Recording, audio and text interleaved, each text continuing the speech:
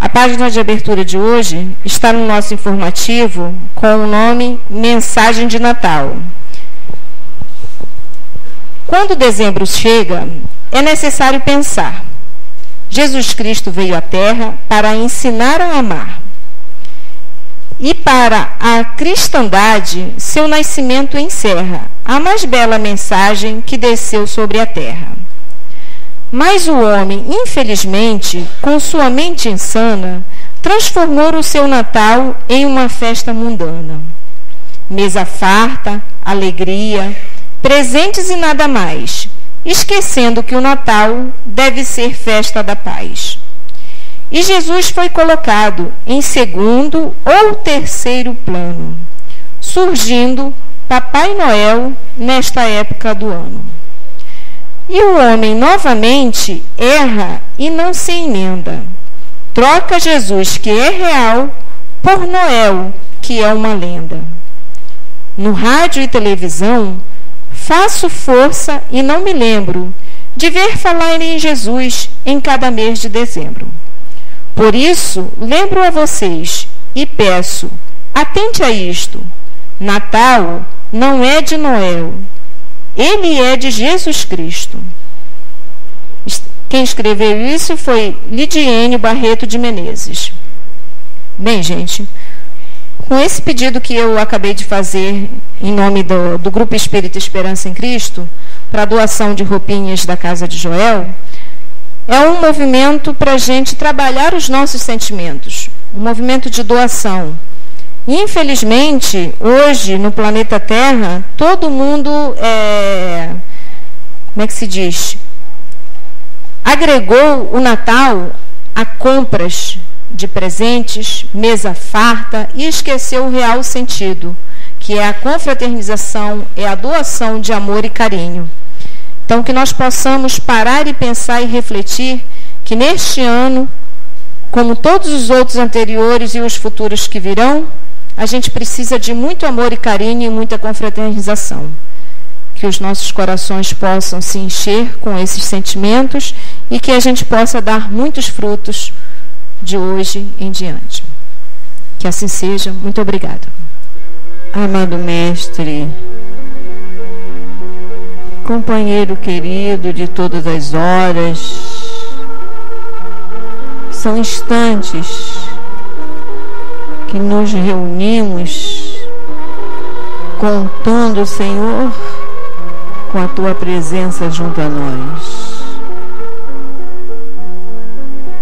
Quantos chegam, Senhor, de nossa casa, trazendo consigo suas necessidades maiores, quantos com amarguras, decepções, corações enlutados.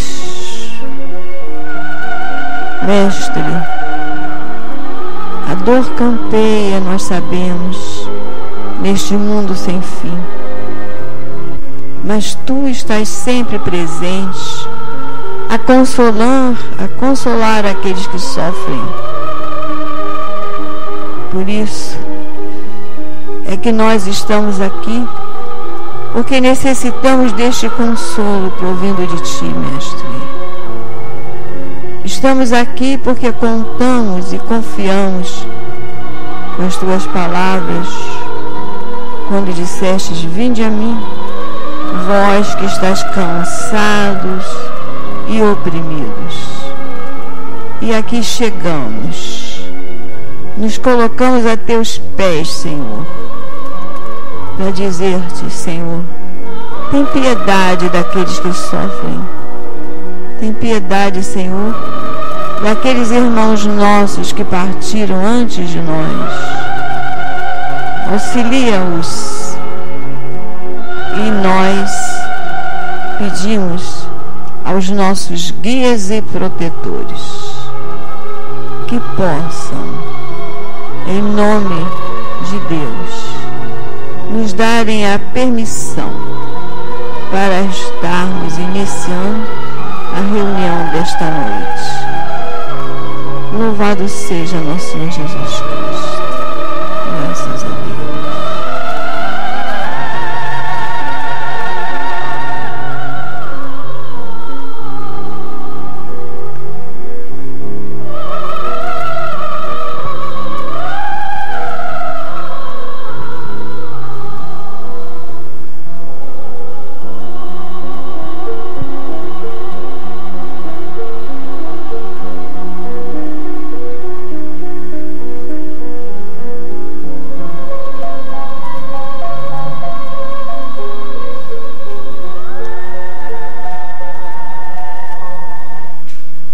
nós teremos o estudo da noite com o nosso companheiro Manuel Messias.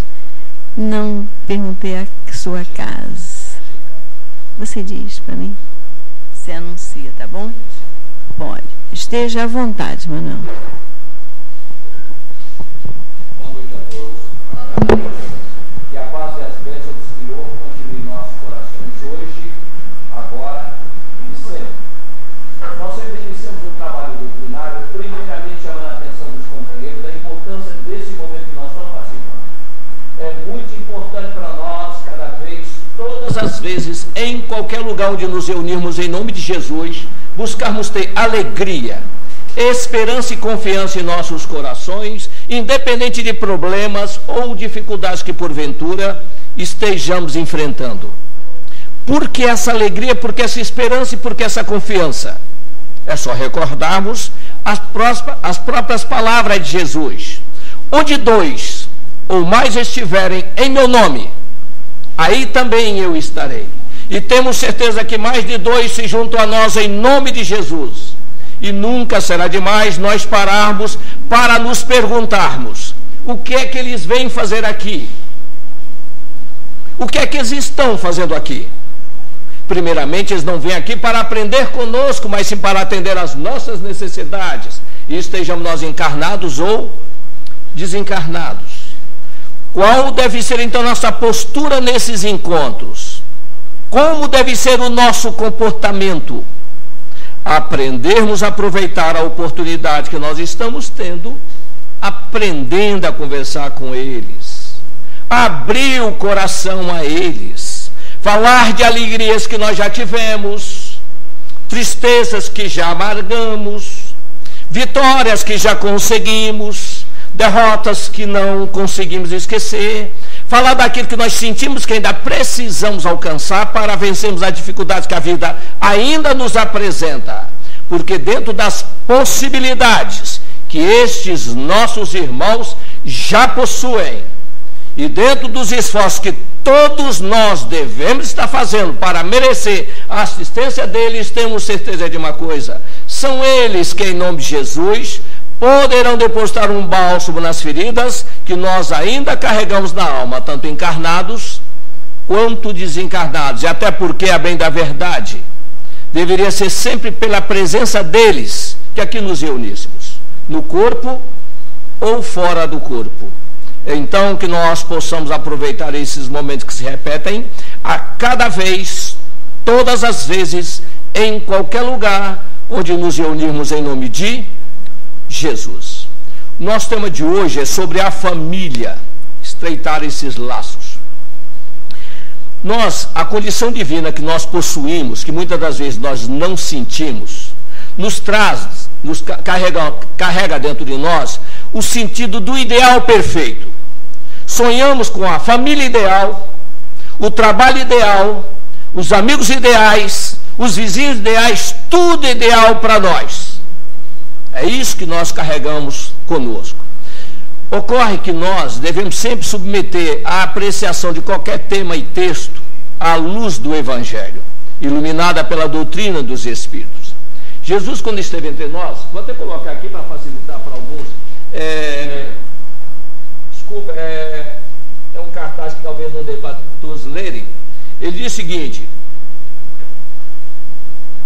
não julgueis que eu vim trazer a paz. Não, eu vim trazer a espada.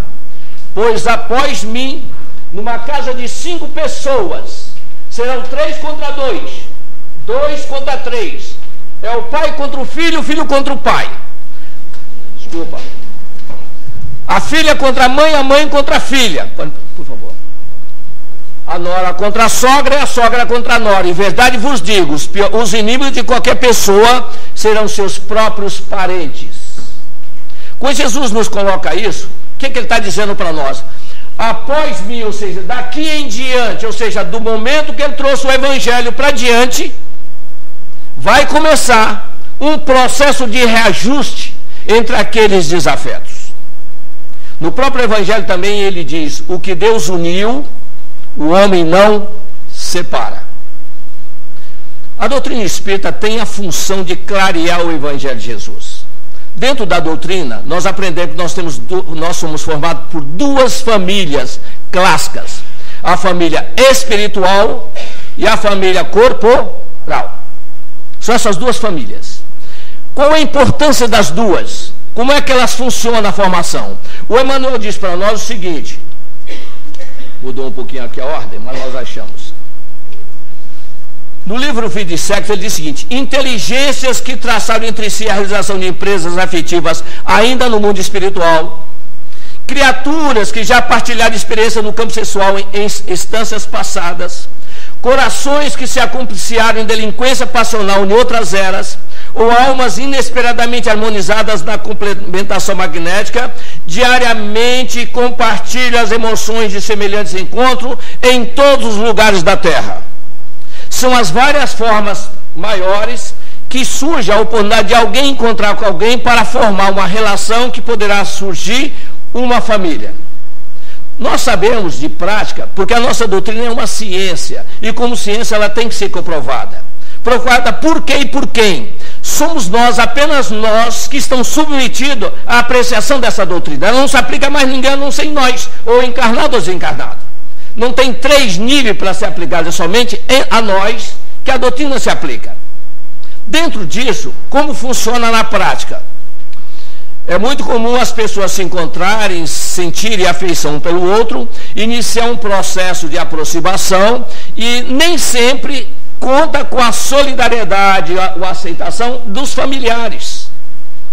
É o rapaz que traz uma moça para apresentar e a família diz: merecia coisa melhor. Não sei o que viu nela. A mesma coisa acontece quando a moça traz alguém para apresentar a família.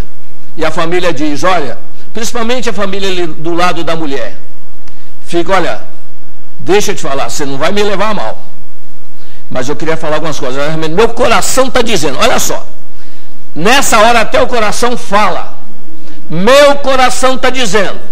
E às vezes, quando a sequência de relacionamento dá continuidade, nós, para sermos um pouquinho mais incisivos, e aí onde nós começamos a observar como é que funciona o nosso comportamento, ou a nossa psicologia, nós, olha, eu estou te avisando antes, depois não vem chorar no meu ombro.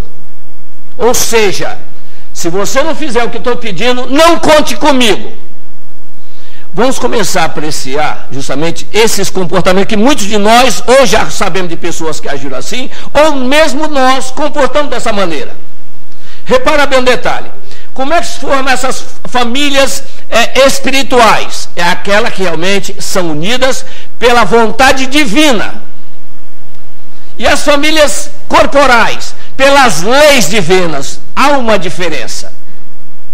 Na prática, porque não existe, se existe 2 famílias, existem níveis diferentes de comportamento. Quando os espíritos são agregados por afinidades para formar uma família espiritual, eles têm um compromisso a realizar em conjunto na face do planeta, uns com os outros e com a comunidade que partilha as experiências com eles. Só que na prática, quando nós mergulhamos, nós começamos a nos envolver com outras pessoas que às vezes não são da nossa família espiritual. E às vezes surge aqueles comportamentos de promessas que nós fazemos, propostas que às vezes realizamos sem ter a certeza de poder cumpri-las, e aí ferimos as pessoas nos seus sentimentos. Todo aquele que fere alguém na sua intimidade, na intimidade do ser, responderá pela lei e terá que assumir o processo da reparação e muitas das vezes da própria expiação. Devemos observar, por exemplo, as famílias que nós conhecemos, como elas se comportam. André Luiz, eu creio aqui que a maioria conhece a experiência de André Luiz, ele desencarnou, 8 anos perambulando. O único pensamento que André Luiz tinha na mente era Zélia. Zélia. Devia estar desesperada. Diz que sem ele, ela não resistiria. E esse pensamento alimentou muito André Luiz. Quando ele chega em nosso lar, ele é recolhido, e a única preocupação que ele tem é perguntar por Zélia. Nem pelos filhos ele perguntava. A mãe dele, quando vem visitá-lo, ele diz, mamãe, cadê papai? Ah, meu filho, seu pai está nas regiões umbralinas. tem visto Zélia? Aí a mãe diz, tenho visitado meus netos. Não falou de Zélia, falou dos netos. Uma sutileza que ele não percebeu. E quando ele tem, depois de 2 anos de trabalho, a oportunidade de descer com Clarencio na face do planeta e visitar a sua casa, quando ele chega lá, ele tem uma grande surpresa. Ele entra na casa, ansioso por ver Zélia, passar vibração de sentimento para ela, e quando vê ela saindo de um quarto, torcendo as mãos, diz, doutor, faça alguma coisa por ele, eu não vou suportar uma segunda viuvez. Ele entra no quarto e vê outro homem deitado na cama dele. E ele diz, um corisco não faria muito mais estrago em mim. Senti início de vontade de ter raiva dele, mas eu já não era o mesmo. E aí ele trabalha para ajudar aquele homem que aparentemente seria um adversário dele no sentimento de Zélia. Em pouco tempo, em menos de algumas horas, ele fez uma mudança dentro dele sobre o comportamento do sentimento que ele sentia por Zélia em relação à nova situação que ele enxergava. E aí nós perguntamos, normalmente nós temos uma dificuldade muito grande de fazer essa mudança de comportamento. Nós às vezes usamos 2 comportamentos que nós temos que lutar para não cairmos nele. Dependência e transferência de responsabilidade. O que é dependência? É depender de alguma coisa e não ser complemento dentro daquela coisa. Há uma diferença entre eu ser parte de alguma coisa ou ser dependente daquilo que está organizado. E é muito comum ou nós sermos estimulados a essa dependência ou gostarmos que ela aconteça. Só que se mais tarde faltar esse apoio, onde eu estou escorado nele, eu não tenho como recorrer, às vezes, como sobreviver, e surge um grande desequilíbrio. E esse desequilíbrio, às vezes, nos faz perder o nosso rumo, a nossa orientação. Dentro disso, nós colocaríamos aqui, só para vocês verem o seguinte, qual é o comportamento nosso? Porque qual é o comportamento? Vai depender de que família eu estou e por que eu estou nela. É difícil identificar isso. Sobre o aspecto seguinte, não separeis o que Deus uniu e reconciliai com os que a lei uniu. Qual é a diferença? Quando nós mergulhamos, nós podemos mergulhar por um trabalho a ser realizado ou para ser um mal ser desfeito. Aqui nós não sabemos em que circunstância eu estou. Emmanuel diz para nós o seguinte, que quando amamos alguém e resolvemos nos entregar a esse alguém e achamos que ele é que faz parte da nossa existência, para mais tarde, somente mais tarde, descobrirmos que estamos diante de alguém que nos faz realmente enxergar a vida com maior dificuldade, nós estamos diante de alguém que nós temos que acertar as contas com ele. E como é que nós reagimos a isso? Repara bem o detalhe. A família, nós conceituamos, pelo menos é conceituado, o grupo menor é o pai, a mãe e os filhos, se houverem. Se não houver os filhos, é um casal. Família, normalmente, ela é formada pelos filhos também. É muito comum, nós temos experiências que não estão incluso nascimento de ninguém. Ninguém está programado para nascer no meio daquele casal. Eles têm uma tarefa a ser realizada e vão realizar apenas os 2. Normalmente, às vezes, são pessoas ligadas com um objetivo superior. Podemos citar um exemplo aqui, que todos conhecem, Allan Kardec e Madame Rivail. Não eram casados e realizaram uma grande tarefa universal, com objetivos que ainda nós estamos muito longe de alcançar o verdadeiro propósito. Então, é um apoiando o outro no campo sentimental, porque nós nos alimentamos desse sentimento. Algumas pessoas, nós vamos até colocar sobre isso, sonham com a alma gêmea. Depois que o Emmanuel falou sobre as almas gêmeas, todo mundo quer encontrar a sua alma gêmea. A alma gêmea não traz a felicidade, gente. Ela está implícita na responsabilidade. A felicidade é a conquista de esforço e de trabalho. Emmanuel tinha ao seu lado Lívia, que era sua alma gêmea, há 2000 anos atrás, na figura de Públio Lentulus. No entanto, Lívia, que foi auxiliar Jesus, ele, por ciúmes, chegando em casa achando que ela estava traindo ele com Pôncio Pilatos, ele, sem deixar que ela abrisse a boca, e é ele que conta isso no seu livro, diz: não abra a boca, proíbo de te falar comigo, e não sei onde estou que não te esgano. Já que meus servos alimentam na minha mesa, você também poderá se alimentar. Mas jamais me dirija a palavra nesta casa. Está proibida de trabalhar na educação de Flávia, que era a filha deles. Mais de 25 anos sobre o mesmo teto, sem um dirigir a palavra ao outro, porque ele proibira. E eram almas gêmeas. Ela acendeu o plano elevado. E ele ainda está palmilhando com uma tarefa imensa de contribuição para nós, que é um trabalhador da doutrina. Mas verifica o seguinte: nós verificamos que grandes trabalhadores têm dificuldade nessa relação. Por quê? Porque aqui nós não sabemos qual é a dimensão nossa em termos espirituais, nós não sabemos cada carga de responsabilidade que nós carregamos dentro de nós. Não temos essa ideia.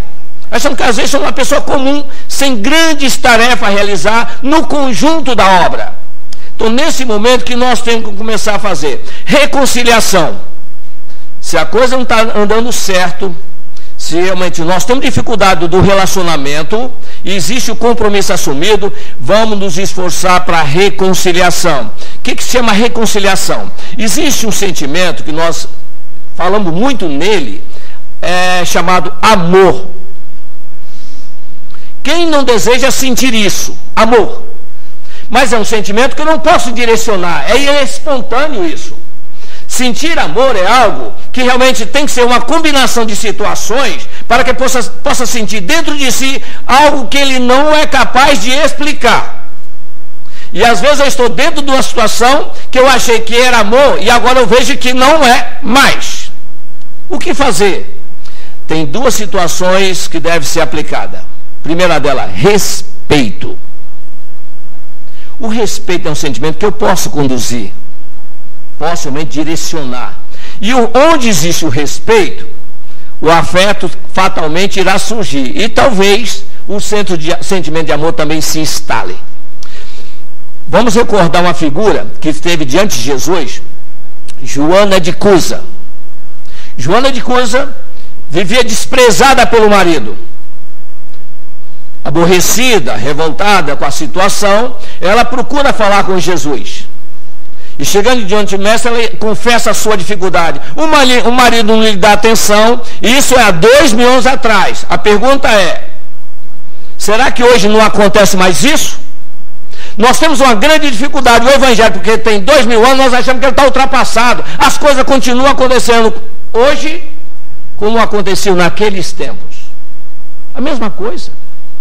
Então Joana chega para Jesus e diz: mestre, meu marido não me dá atenção, vive nas tavernas com os amigos, chega altas noites embriagados. O senhor permitiria de eu ser uma das suas servidoras? Quero te servir, Senhor. Foi o que ela propôs a ele. Jesus calmamente virou para Joana e disse: Joana, você quer me servir? Sim, é o que eu quero. Quem de nós aqui não gostaria de servir Jesus? A pergunta é essa. Aí nós temos que também fazer uma reflexão. Eu quero servir ou ser servido? São perguntas que nós temos que fazer dentro de nós. No estágio atual que nós estamos, essas perguntas já estão passando até de certo tempo. Eu quero servir ou ser servido? Se nós queremos servi-lo, vamos fazer como Joana fez. E Jesus perguntou a ela: quer me servir, Joana? Sim, Senhor, é o que eu desejo. Então, Joana, volte à tua casa, receba teu marido como irmão do coração, um filho do coração. Faça isso, Joana, estará me servindo. Normalmente não é isso que nós esperamos de uma resposta de Jesus, mas o que ele disse a ela, e serve para muitos de nós, seja para o marido ou para a esposa também. Seu servo, aquele que serve ao outro, na tentativa de uma reaproximação ou de uma reconciliação. Quanto àqueles que fazem parte na parentela desses mais próximos, que às vezes nós viramos as costas para aquele grupo que está se formando, vamos perguntar para nós mesmos: o que eu faço para estender a mão a alguém que eu disse que eu amava? E aí nós vemos como é difícil amar. Quando eu digo que amo alguém, e esse alguém não faz o que eu quero, eu viro as costas, isso não era amor. Isso não era amor. O amor é aquele sentimento que quanto mais a pessoa precisa de mim, mas eu estou pronto para atendê-la, servi-la, ajudá-la, independente da atitude que ela venha a tomar. Eu posso dizer claramente a ela, não concordo com a tua atuação, com a tua postura, mas conte comigo. Sou teu amigo. E isso não é tão fácil nós encontrarmos. E nós verificamos que normalmente nós, na relação interpessoais, nós estamos sempre preocupando em encontrar alguém que nos faça feliz, alguém que nos entenda. Nós normalmente não queremos fazer feliz o outro ou entender o outro. Isso, de certa forma, chama-se egoísmo. São chagas que nós temos que lutar contra ela. Então, repara bem no detalhe. Quando o sentimento liga as pessoas, não precisa laço nenhum. Estamos presos na responsabilidade do respeito com a atitude. Verifica uma coisa. É muito comum nós termos pessoas que não têm um sentimento afetivo de amor declarado. E às vezes nós temos uma maneira errônea de tratar um relacionamento quando acontece isso. Quando nós, às vezes, ficamos cobrando comportamentos que a pessoa não apresenta espontaneamente. Isso é muito comum numa fase juvenil, do jovem, que diz o seguinte: vem cá, por que você não me fala coisas bonitas que nem fulano fala para... Não, mas não tem um jeito. Não, mas escreve e fala. Então nós ficamos cobrando da pessoa. Nós cobramos que a pessoa fala ou diga coisa que nós gostaríamos de ouvir. Mas tem algum problema? Às vezes pode até ter. Quando se fala e nós acreditamos, nós criamos a mente uma dependência daquela proposta e promessa. Vou colocar para vocês os efeitos disso, que tudo obedece a uma lei de causa e efeito e de ação e reação. No livro Nos Domínios da Benignidade, porque nós encontramos os exemplos, do lado de cá é muito fácil andar do outro lado da rua e não querer nem ver o rosto do outro. Mas do outro de lá não tem jeito. Nós temos que acertar as contas. Não há outra forma. Então, o André Luiz traz para nós, nos domínios da mediunidade, uma experiência que ele chega num salão de arte, onde vende objetos usados, antigos, e tem um espelho, onde tem uma moça, uma jovem, diante do espelho, ao lado do espelho, desencarnado, uma desencarnada. E tem 3 pessoas ali, sabe, aquelas pessoas chegam no espelho, fazendo careta, fazendo gestos, brincando com o espelho. O que aconteceu? A jovem vem, dá um safanão na senhora, que ela senta sabe aquela tremura que dá na gente? Passa a morte que eu sou forte? Ela sentiu a tremura e saiu rapidinho. Isso, alguma coisa está errada aqui. Foi embora. Aí o orientador diz: André, você sabe por que essa jovem está aqui do lado do espelho? E ele conta a história.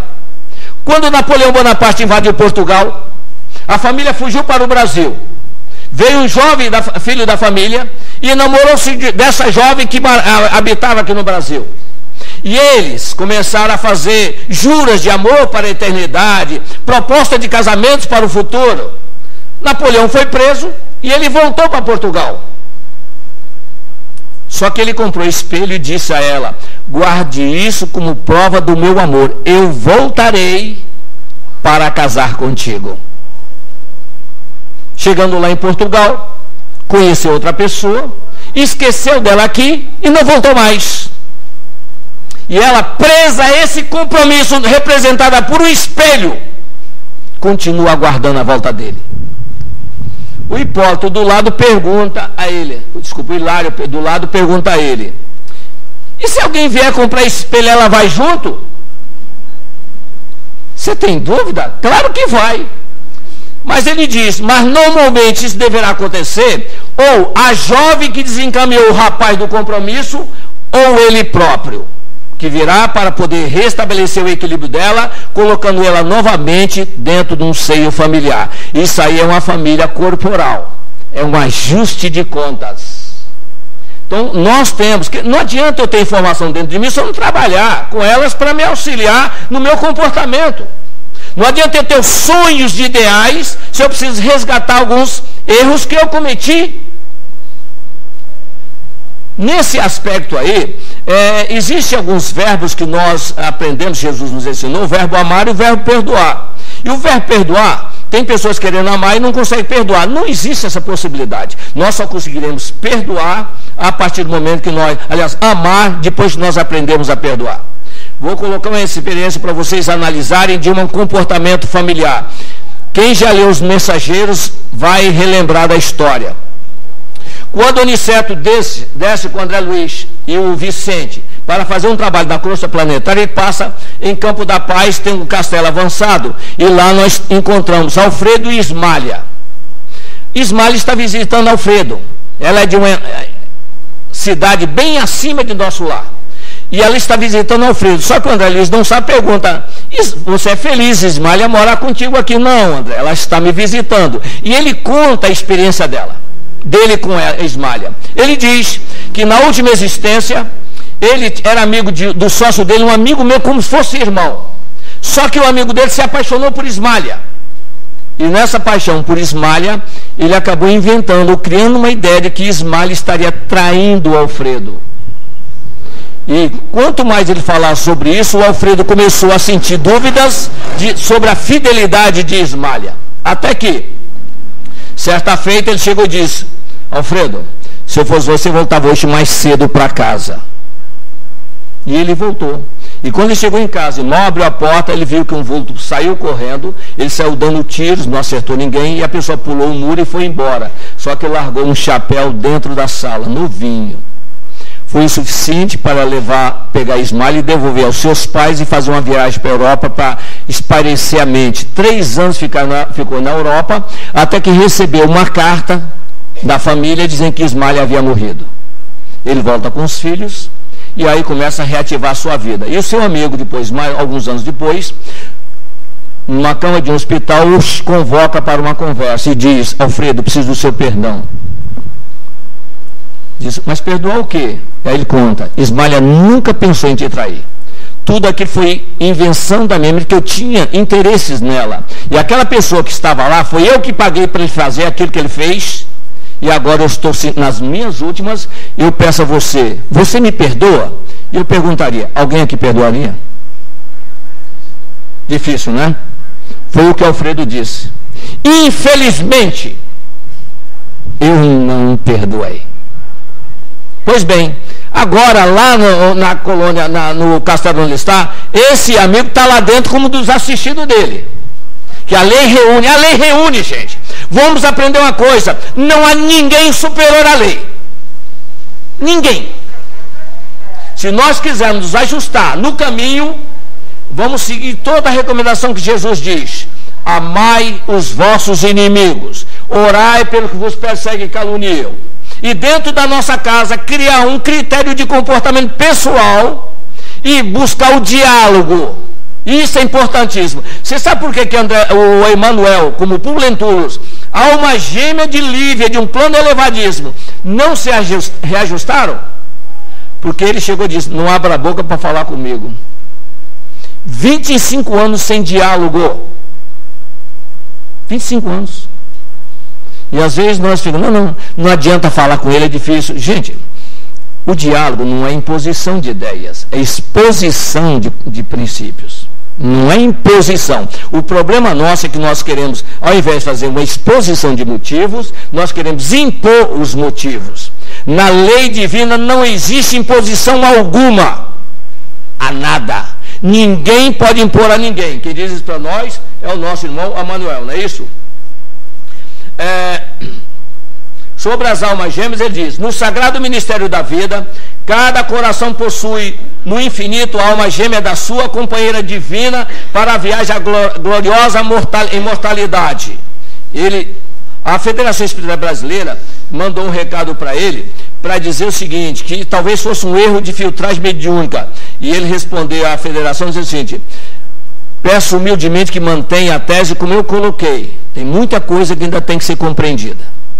Por outro lado, se nós estudarmos a reencarnação, aquele item que a reencarnação fortalece os laços de família, ao passo que a unicidade da existência os rompe. Está no Evangelho segundo o Espiritismo. Quem diz isso é o Dr. Bezerra Menezes.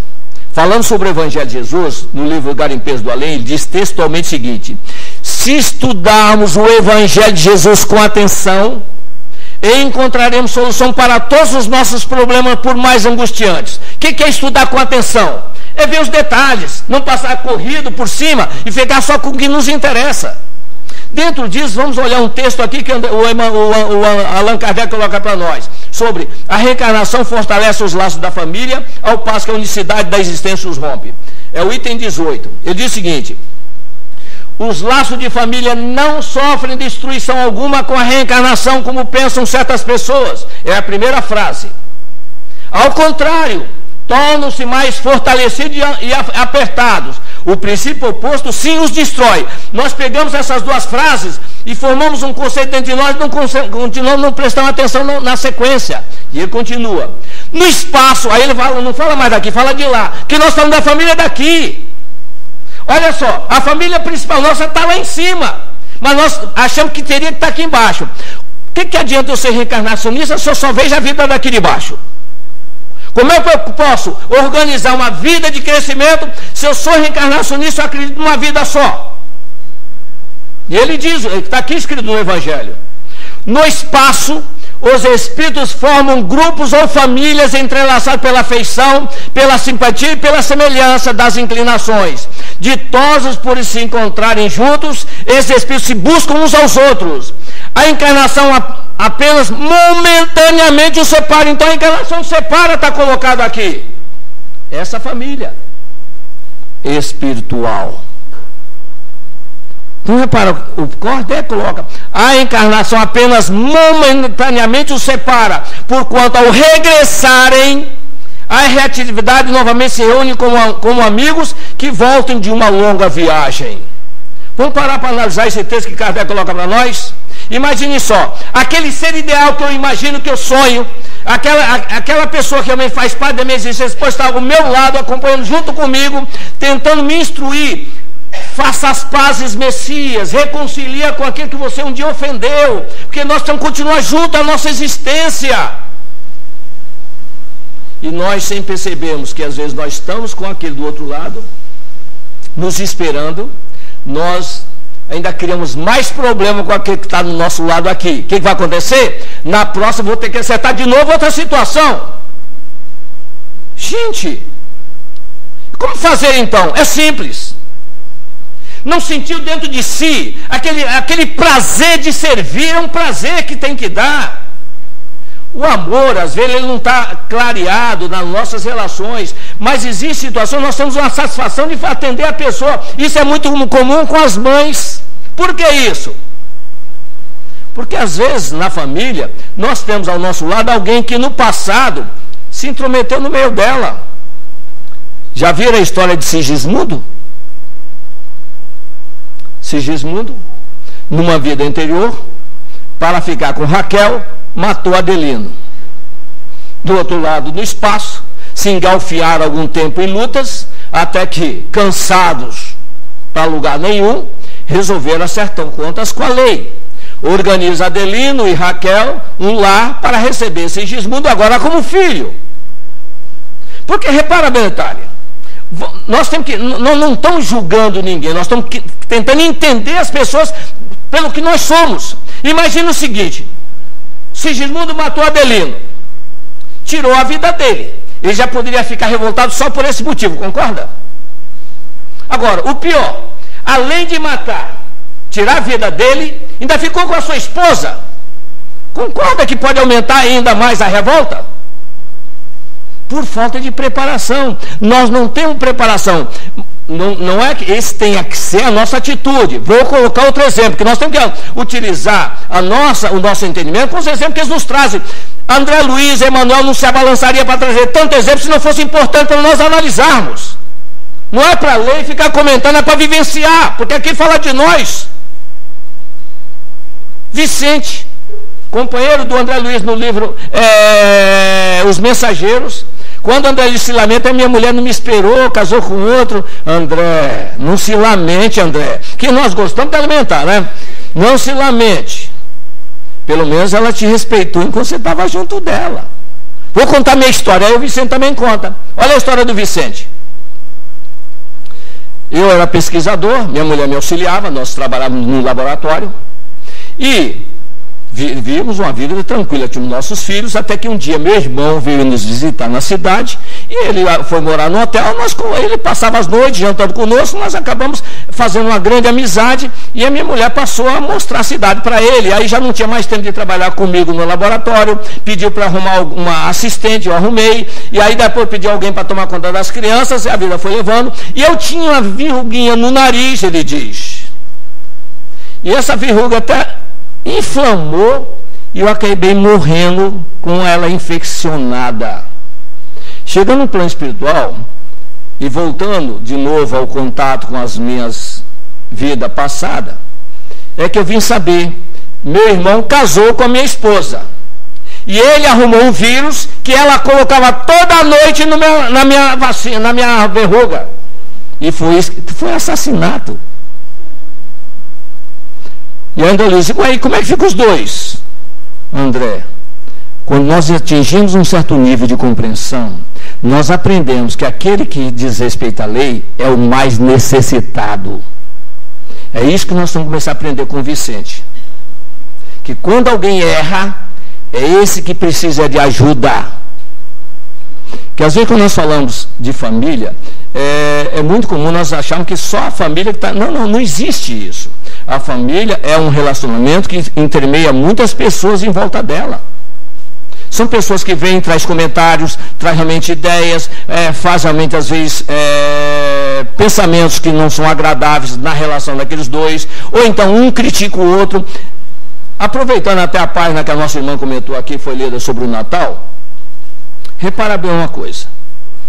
Às vezes o meu desafeto, ele não está dentro da minha família consanguínea, mas ele está na proximidade porque eu seria incapaz, num primeiro momento, de viver com ele. É alguém que eu tenho uma revolta muito grande, mas aí os meus mentores falam, olha, Messias para você, e você tem que acertar a conta com ele, pelo menos minimizar o problema de vocês. Ah não, mas dentro da casa eu não consigo ainda não. Ainda não estou preparado para isso. Mas se ele for te visitar pelo menos umas 4, 5 vezes por ano, só em datas especiais, pode ir? Bom, assim dá. Num ano de 12 meses, 5 ou 6 vezes na minha casa, tudo bem, pode ir. Então ele vem, mergulha. E junto com você vai mais 30 amigos. Para poder minimizar a presença dele contigo. E olha só o que às vezes acontece conosco. Somos convidados, quem é que nós vemos? Ah não, onde nós vamos passar o Natal esse ano? Esse é um dos problemas da família. Nós já fomos ano passado na casa da sua mãe, agora nós vamos na casa da minha. Aí começa essa briguinha, e na casa de quem nós vamos passar o Natal? Eu não vou por causa de fulano, eu não vou por causa de cicrano. E chega um problema muito sério, que nós podemos transformar, até aproveitar, para minimizar isso, é o chamado amigo, como é que é? Amigo secreto, amigo oculto. Todo mundo quer entrar. Quando tira e lê o nome,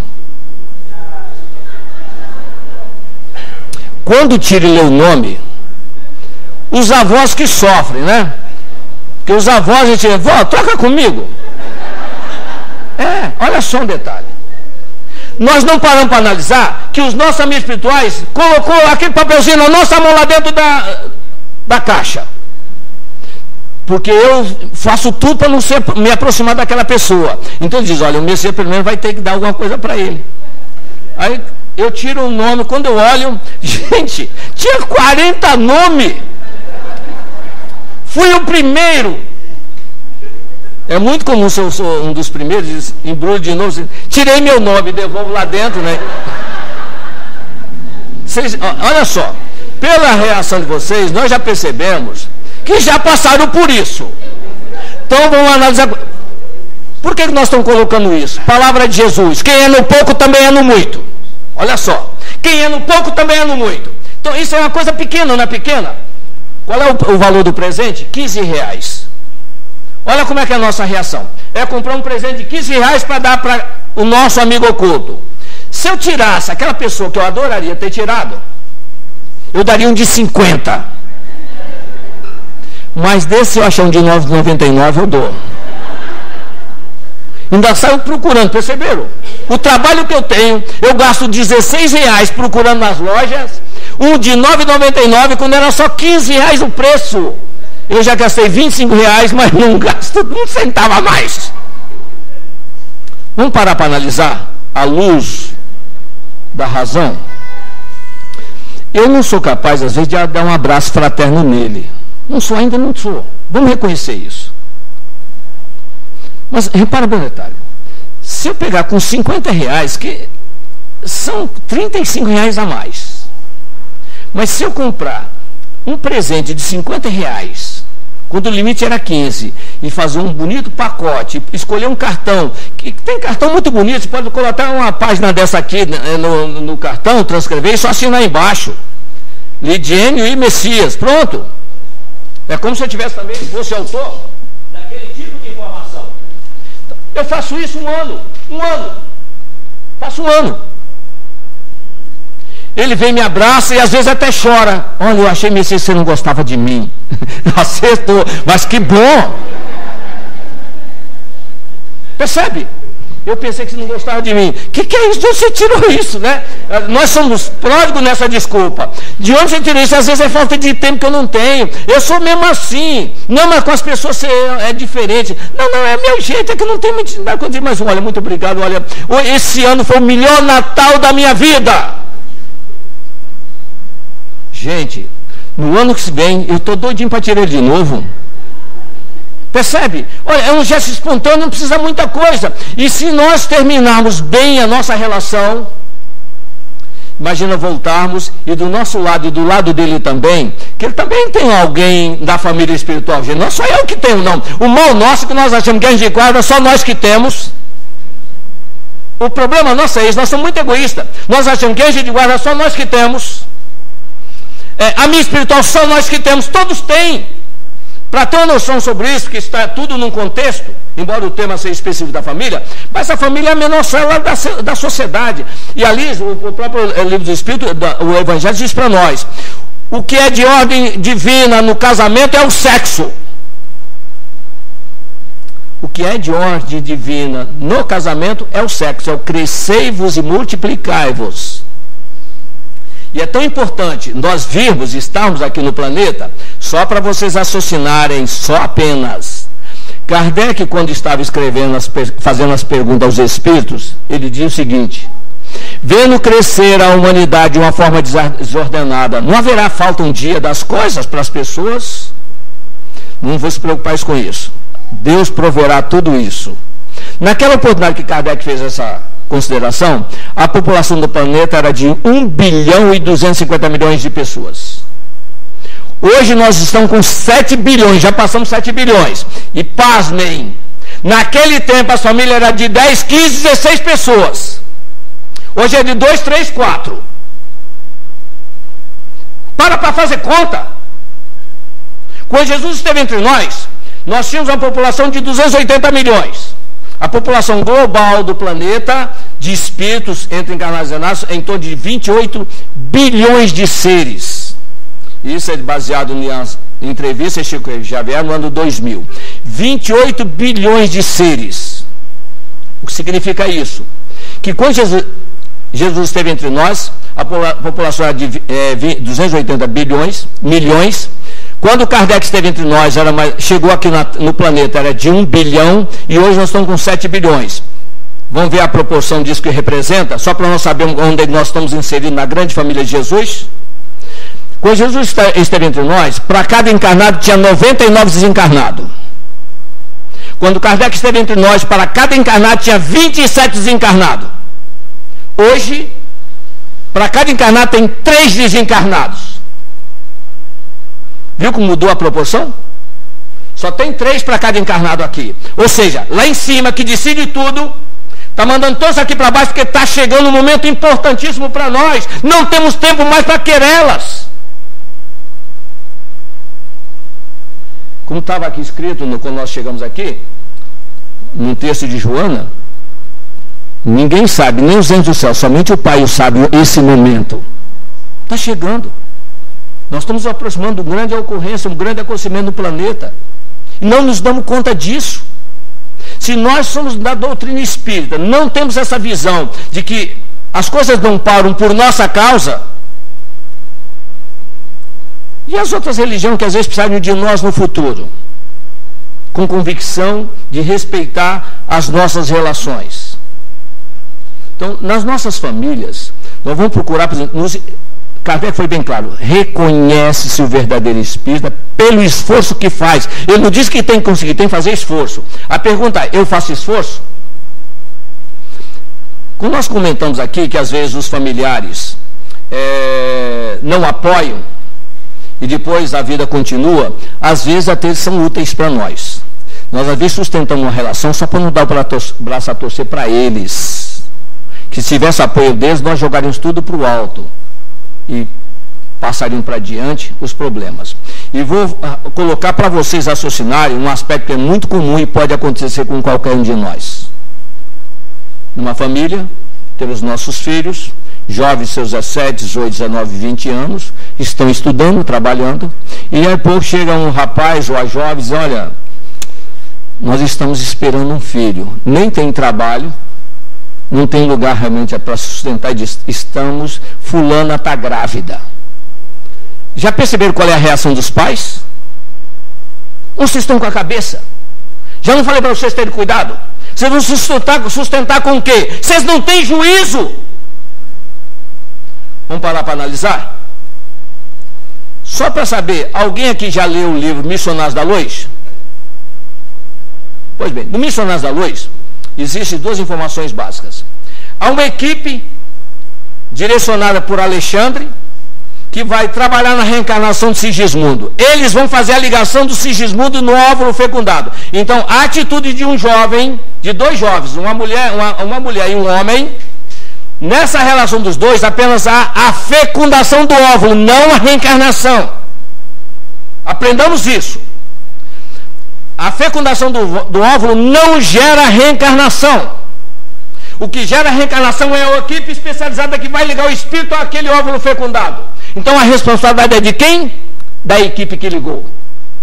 E diz o Alexandre, há espíritos de grande envergadura que quase dispensam o nosso concurso. É só raciocinar. Se espíritos de grande envergadura quase dispensam, então não são os inferiores que vão dispensar. Então, se nós temos a oportunidade, a felicidade de alguém receber alguém na nossa casa e contando com a nossa ajuda, tenhamos certeza, eles já tinham o nosso aval no passado. Independente da circunstância, nós estaríamos do lado daquela pessoa. Não estaria, talvez, dessa forma. Mas se ele veio dessa forma, porque eles anteciparam alguma coisa. Eles é que decidem. A decisão está lá em cima. Não nasce porque nós queremos, nasce porque lá aprova o nascimento. É lá em cima que decide isso. Ou nós vivemos isso, ou fica difícil respeitar a lei sobre nós. Pode não acontecer conosco, mas pode acontecer com algum parente nosso. Nós temos que ser o braço a estender para a pessoa e dizer, olha, apoia, porque vocês vão realmente receber o bem que vocês estão fazendo agora. É um irmão que está vindo, vamos olhar assim, nós não viemos. Não estamos aqui, porque o outro não pode vir.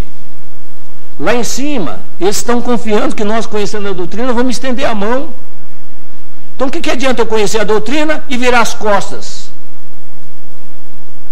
Aliás, é um pensamento de Emmanuel, nós só temos 2 minutinhos, não é isso? Mas vamos colocar esse pensamento dele. Ele diz o seguinte, sim, você pode até achar, dentro da comunidade que você vive, que você tem uma bagagem muito mais elevada do que aquelas pessoas que convivem e partilham a tua experiência. E isso te incomoda. Você tem que se subordinar, realmente, às vezes, até o atraso daqueles companheiros que palmilham a sua esperança, as suas experiências. Mas será que você não parou para pensar que você talvez esteja aí para ajudar e não realmente para depender? Você está aí para colaborar e esse é o motivo que você está aí, porque a lei cobra de quem mais tem. Isso está bem claro no Evangelho. Muito mais será cobrado a quem muito mais foi dado. Aniversário de vocês. Manda convidar todos os seus amigos. E aquele lá que você não gosta muito, chama ele também. Chama. Vou contar uma experiência rapidinho dentro da mesma linha do amigo oculto.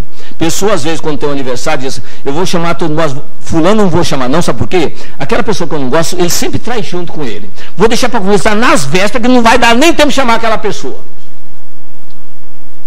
Aí o que ocorre? Essa pessoa, às vezes, é o que eu preciso harmonizar. Eu posso ter uma família perfeita, equilibrada, justamente para me dar apoio, para poder reconciliar com ele. Foi criada essa condição para mim. Só que eu deixo para convidar na última hora. E aí diz, e aí, se convidou fulano? Convidei sim, mas liguei ontem. Não vai dar nem... Ele disse que não conseguia falar com a pessoa que você sabe quem que eu estou falando, né? E todo mundo sabe já. Daí a pouco está lá na cozinha arrumando as coisas. Entra alguém e diz, adivinha quem chegou? Não disse o nome, mas diz, não acredito. E quando eu vou explodir entre os dois na cozinha, a pessoa que eu não vi, não abraça aqui. Depois nós ficamos comentando o seguinte, olha, estava tudo muito bom. Até quando aquela pessoa chegou. Estragou minha festa. Já ouviram essa expressão? Estragou minha festa. Vamos parar para raciocinar de novo? Eu tinha 30 amigos do meu lado. E uma pessoa só estragou tudo. Que peso que eu dou para os meus amigos? Me digam. Se eu sou amigo dessa pessoa, eu vou questionar minha amizade com ele. Você dá mais importância aos teus desafios do que a nós 30? Que peso é esse aí? Vamos começar a rever os nossos conceitos de relacionamentos. O que fizerdes a um dos pequeninos, disse Jesus, é a mim mesmo que estará fazendo.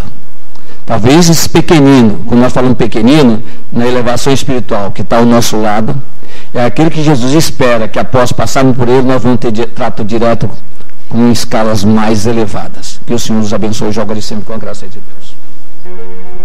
Meus irmãos,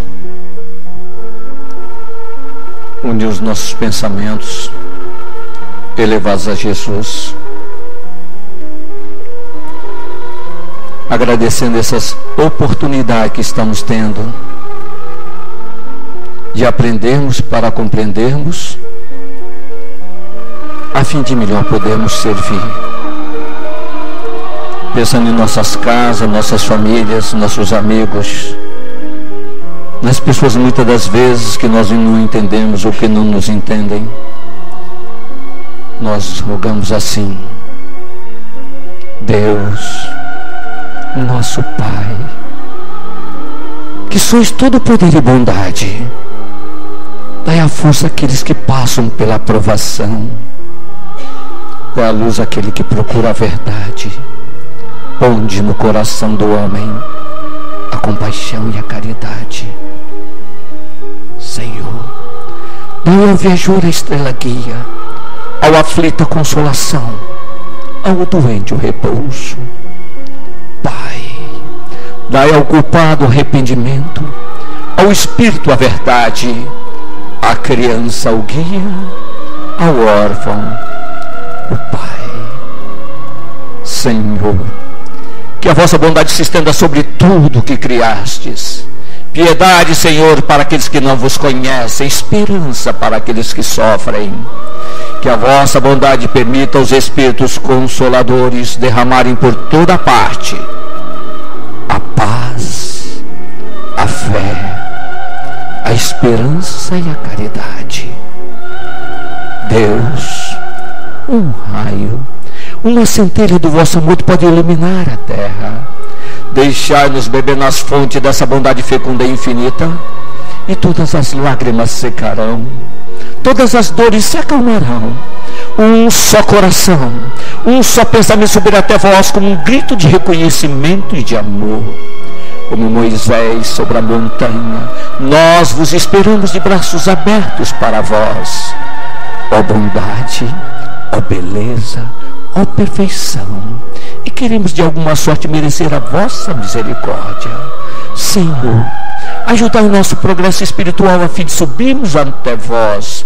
Dai-nos a caridade pura, dai-nos a fé e a razão, e dai-nos a simplicidade, Pai, que fará de nossas almas um espelho, onde haverá um dia de refletir-se a vossa divina imagem. Que assim seja, com a graça de Deus.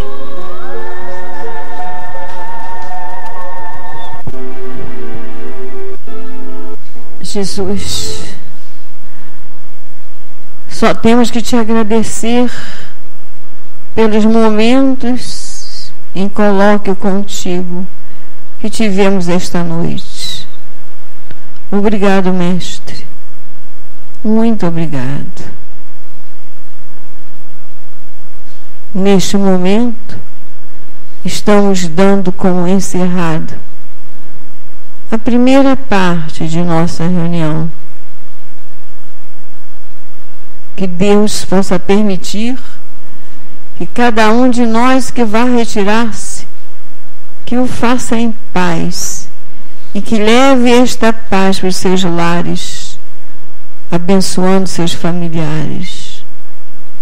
Que Deus os acompanhe.